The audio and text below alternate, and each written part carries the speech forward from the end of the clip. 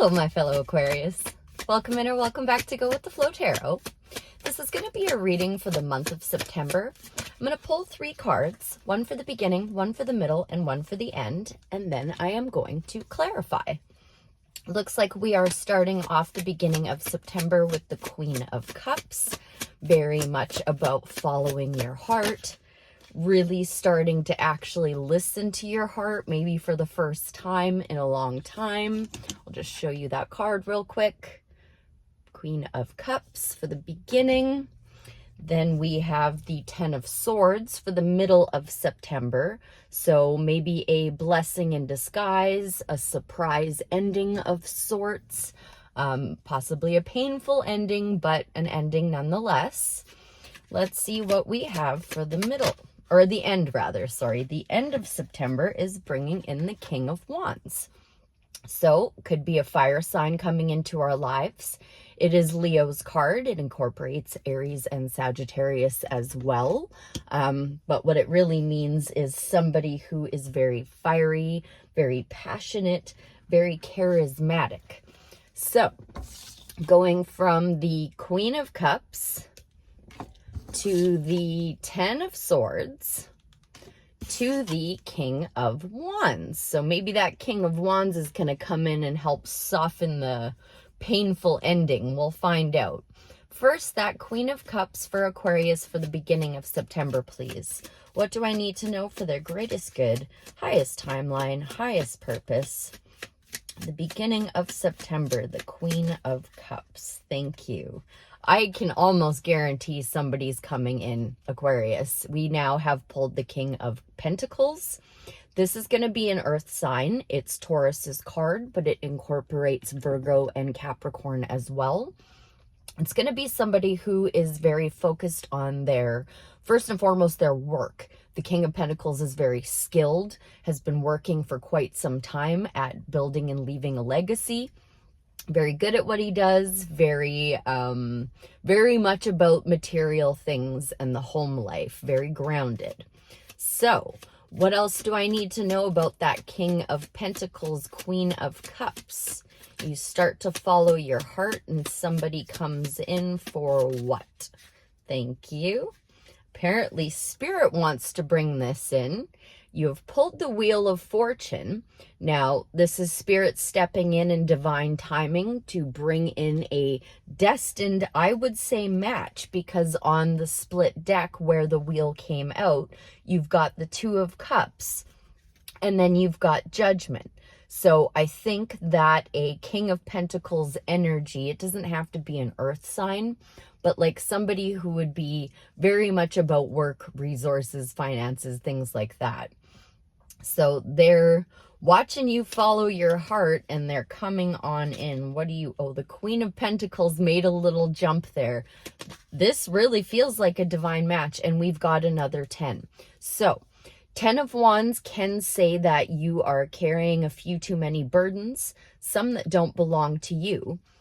But what it also says is that you're almost at the finish line. Once you get those wands home, you're collecting a harvest. So I think Spirit is sending somebody in to reward you for following your heart rather than your head, and is helping you close out a little cycle here. Spectacular. So how about that 10 of Swords then, Spirit? What do I need to know about the 10 of Swords for Aquarius's greatest good, highest timeline, highest purpose for the middle of September? Thank you. Yeah, we have an ending, Aqua. I could really feel it, and the 2 10s coming out, and now the Tower. So I don't think that this is going to be anything, like, even though the 10 of Wands and 10 of Swords is here, I have a very, very, very good vibe off of all of this. It's like, oh, yeah, burdens, yep, I put those down. Oh, yeah, that stab in the back, yeah, I remember that. Big whoop. I have something else to look forward to, or someone else to look forward to. Now, this very well could be, if you're not looking for love coming in, this could just be you really focusing on working on what's important to you and what's important to your heart. Can even just be you working on your own spirituality and dropping your own burdens. So let's find out more about that 10 of Swords and the Tower in the middle of September. Thank you for Aquarius. It is going to be an ending that's going to leave you looking out into the future saying, okay, I tried to build this back here. Turns out it wasn't on a stable foundation, but I have the entire world to choose from. Where to go, what to do, what to start building next. Just need to take that step, that initiative. Like the whole thing with the Two of Wands is the wand behind him is the past, the wand in front of him is the future, and he's got his hand on it and he's looking at it, but he's not taking a step towards it. So make sure you're taking those steps to move forward, not getting stuck on that tower. Anything else on that Two of Wands, Tower, and 10 of Swords for Aquarius for the middle of September? Thank you. Yeah. Look at the future with a spark of inspiration. And I got a big wave of goosebumps off of this one, Aquarius. I think I really actually, with the waves and waves of goosebumps I'm getting right now, and I'm sitting in a car in the sun, there's no reason for me to have goosebumps other than it's spirit saying, ooh, let's talk about this. I think that this tower is simply a spark of inspiration. Wow, I have massive goosebumps. A spark of inspiration for you to finally drop your burdens and say, enough is enough. This is the end. I'm going flying into the future. And the Page of Wands is looking towards the King of Wands. And the King of Wands is looking towards the Page of Wands. So the Page of Wands is like, hey, I'm Aquarius and I'm really excited about the future. And in the future, there's the King of Wands being like, yes, chase that inspiration, chase that fire, chase that spark, come and find me and embody this king energy, or welcome a king into your life. King or queen, and just saying king because that's what the card is, but male or female, these are just energies. So let's move into that King of Wands now then. What do I need to know? Okay. Maybe coming in to teach you some kind of strategy. The Seven of Swords is a card of lying, cheating, stealing. But first of all, it's one of the golden cards in the tarot. So those are always positive cards no matter what. Second of all, he's wearing polka dots. So those polka dots represent needing to be more playful. Third of all, the strategy is he is stealing those swords from his enemy so that his enemy can't attack him with them. So I'm not too concerned about that. What else do I need to know about the Seven of Swords, King of Wands, and Aquarius's end of September energies? For their greatest good, highest timeline, highest purpose, King of Wands, Seven of Swords. Thank you. I think maybe you're learning, somebody is coming in to inspire you to find a strategy to put an end to some sort of never-ending nightmare you've got going on. This is taking an interesting turn. I'm getting a little confused now. What is that Seven of Swords, Nine of Swords, King of Wands, and the end of September for Aquarius? Oh, okay. Well, less concerned now. It's going to have you taking a leap of faith into a new direction, towards something brand new. And I'm just noticing the Ace of Pentacles on the bottom of the deck as well. So some kind of new offer that's going to come in to help you put an end to a never-ending nightmare. What kind of never-ending nightmare, Spirit? Thank you. Maybe you just have a little too much on your plate. Maybe you have been working at things by yourself for too long. And that's why we have a few court cards out here, is because Spirit's like, you know what? You're having trouble finding balance doing all of this on your own. So I'm going to send somebody in to help you kind of balance this out and have you not feel so much like you're spinning plates. Still going to tap in one more time. What else about, thank you. Okay. So not a big deal. The Six of Pentacles with the Lovers. It could be a Gemini, but it's just you finding balance, just like I just said. It's going to lead you to a choice to take a leap of faith, and then you're going to learn how to give and receive equally. Learn who and what to give your energy to, who and what to keep your energy away from or protect it from.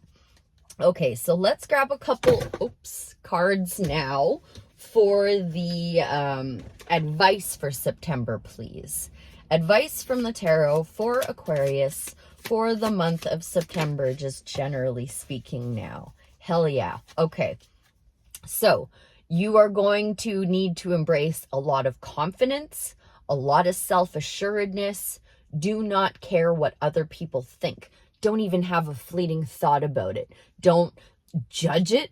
Just don't even think about it. Focus on you, what is important to you. Focus on following your heart and doing what inspires you. And I'm getting another wave of confirmation goosebumps. Spirit really, really, really wants me to talk about inspiration. So whatever is inspiring you, whatever is lighting a fire inside of your heart right now, follow that, chase that. Waves of goosebumps. Okay.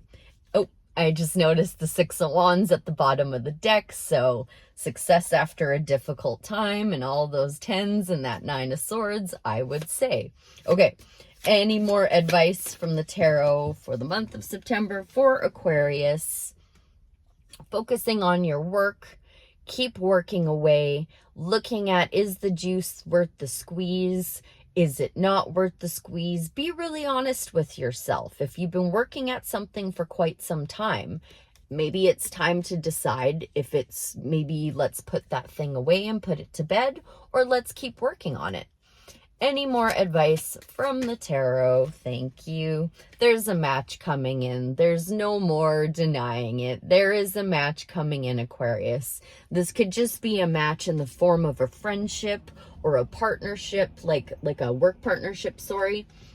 But that's definitely coming in with all those court cards and the Lovers coming out twice.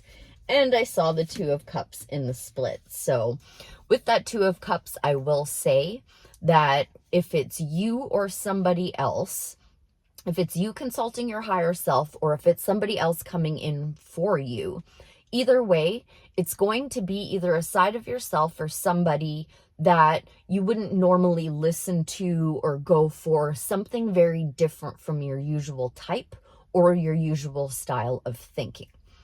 Okay, let's get you 3 inner child oracles from Amanda Lynn Aisling for the month of September. One for the beginning, one for the middle, and one for the end, please and thank you. Starting off with Run Wild. One for the middle, please. Nope. Thank you. Find Your Haven. And one more. Thank you. Pull Yourself Close. Okay, so let's see. First of all, Run Wild. Let your inner child run forth. Number 29. Let's see. Amanda Lynn Aisling, what have you got for us for the beginning of September? There is a wild aspect to being a child, a sort of carefree naivety partnered with an intense connection to our senses. Children feel things more deeply and experience the world more through their bodies than through their minds. They have little care for how things are supposed to be. While this is obviously not a place that we can continually reside in as adults, there is magic to be had in connecting with this mindset again. Playfulness exercise. One of the best ways to be wild is to be messy. Go barefoot in the mud, play outside in the rain, finger paint, splatter paint, or even body paint. Get a group of friends together and have a water balloon fight. Be the most unapologetically unproductive you can while doing something playful with your body. Find pleasure in this wild abandonment and let go of the notion that you are supposed to act a certain way as an adult. Your inner child will be delighted and thrilled to run wild with you again. Responsive journaling prompt. How does it feel to be messy? What does your adult self feel? What does your inner child feel? Is there anything stopping you from allowing yourself this pleasure? A lot of signs actually pulled that card for this month. So I think it's another one of those, let's be a little more playful and not take things so seriously months. Okay, number 13, find your haven. There is a place of wonder waiting just for you. As children, we sought out secret places that were hidden and special. We found them while climbing up a tree or lying in the tall grass. This one was also pulled by quite a few signs this month, now that I'm reading it. We build forts out of pillows and sheets, tents and sticks and branches, homes of imagination and magic. We strung up fairy lights and collected trinkets and treasures for our special place. We read our stories there and ate forbidden treats there. It was a place all our own. If you have pulled this card, it may be time to find a hideaway once again. Playfulness exercise. Before you begin to consider where this special place might be, first connect with the adventurous aspect of your inner child. Remember what it felt like when you stumbled upon those hidden places, how it hummed with its magical energy just for you.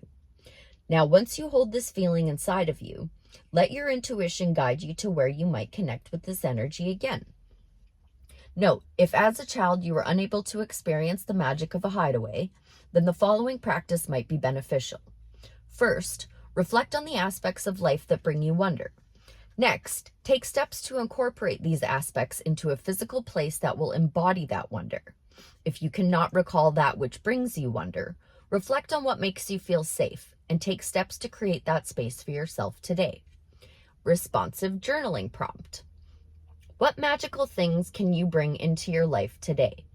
Let your imagination run free with the possibilities. There are no limits to our dreams. Finally, pull yourself close, number 27. Every part of your being is deserving of love. Number 27, pull yourself close. Throughout life, harmful events can occur that bring about splintering of the inner self. Tens, 9 of swords. The separation within the self can be a necessary survival tool when our inner world becomes overwhelmed and we are unable to process our current events. Aquarius, we are the kings and queens of detachment, so I'd pay attention to this one. However, the inner self will always desire reconciliation of these splintered aspects, and because of this, these banished parts will experience pain as long as there is separation. By pulling these splintered aspects of the self in close, close in love and acceptance, we can bring healing to our inner world. Acceptance exercise. Take time today to sit with yourself and embrace the aspects of your inner child that may have been abandoned. These aspects might be labeled good or bad, and they might be missing or in a broken piece. Remember that all of these places inside of us are beautiful and worthy of love. And if any of these places have caused you pain, know that they were trying to protect and serve you in the best way they knew how. If you are able to identify a particular aspect of yourself that is asking for reconciliation, try writing a letter to that aspect, or writing a letter as that aspect. Once you have finished, review the letter and respond to that letter. Once you have finished, review the letter and respond to that inner part of you with love and acceptance. You can also practice responsive journaling by writing as if you were in a conversation with that separated piece. Ask this piece of you any questions you have and write down the responses without judgment. Once you are done, it can be quite cathartic to place your letter in a sacred place or to burn it in a releasing ritual. To practice the releasing ritual, set your intention to let go of all expectations before burning the letter. Be sure to only burn paper and to do so safely. At the end of this practice, close your eyes and imagine pulling this aspect close in a loving embrace. Let them know how much you truly cherish them. responsive journaling prompt. How can you show the rejected aspects of your inner child love today? I'm not too concerned about any of that, and I'm not too excited about any of it. It looks like a pretty balanced month. Somebody coming in, partnership, friendship, workship, whatever, to help us bring a tower, a needed tower, and get out of a never-ending nightmare. I hope that was helpful. I thank you ever so much for being here, and I'll see you again real soon. Bye for now.